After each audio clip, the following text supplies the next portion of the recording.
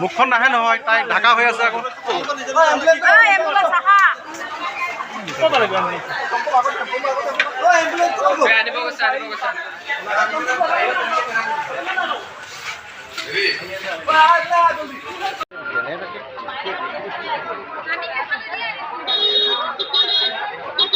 মই পিছত ফোন কৰিছোঁ, মই বিজি আছোঁ ৰ।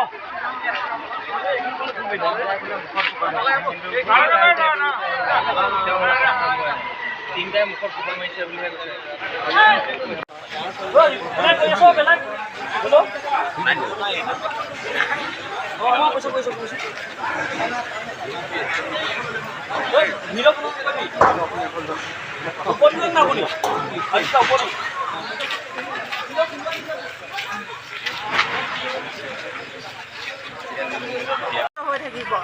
গতিকে এই ঘটনাবোৰ সোনকালে ধৰিব লাগে, কোনে কি কৰিছে, ইমান বেয়া কৰ্ম যে কৰিছে ধৰিব লাগে, সোনকালে উচিত শাস্তি দিব লাগে।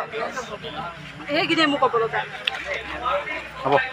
চাইকেল লৈ ছোৱালীজনী পুখুৰী কিনাৰত পৰি আছিলে। তাৰপিছত আমি দেখি পেলাই উঠি গৈছোঁ, নামি গৈছোঁ, সুধিছোঁ। তাৰপিছত ভালকৈ মাত বুলি প্ৰথমে দিব পৰা নাই। তাৰপিছত আমি কৈছোঁ বোলো কোৱা কি হৈছে।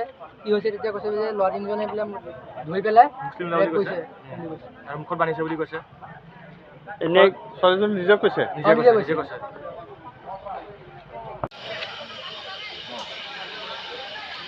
আজি দেখা গৈছে যে এটা পুনৰ ৰাজ্যত দেখা গৈছে যে ধৰ্ষণ কাণ্ড, এগৰাকী নাবালিকাক ধৰ্ষণ কৰি পথৰ কাষত পেলাই থৈ গৈছে ঢিঙত। কি ক'ব আচলতে? হয়, অতিকৈ লজ্জাজনক আৰু দুখ লগা কথা যে কলকাতাৰ ঘটনা মাৰ নাযাওঁতে আজি পুনৰ ঢিঙৰ নিচিনা এখন জেগাত এজনী নাবালিকা ছোৱালীক ধৰ্ষণ কৰি পেলাই থৈ গৈছে। ইয়াৰ বিৰুদ্ধে আমি প্ৰতিবাদ ঘোষণা কৰিছোঁ। অহা কাইলৈৰ পৰা অনিৰ্দিষ্ট কাললৈ, যেতিয়ালৈকে অপৰাধীক কৰায়ত্ব কৰা নহয় তেতিয়ালৈকে অনিৰ্দিষ্ট কাললৈ ঢিং বন্ধ থাকিব। কি ক'ব ঢিং আৰক্ষীক? কি ক'ব যে দিন দুপৰতে সন্ধিয়া নহওঁতে এগৰাকী নাবালিকা টিউশ্যন কৰিবলৈ গৈছিল, তাৰপিছতে ধৰ্ষণ কৰি পেলাই থৈ গৈছে? কি ক'ব আচলতে?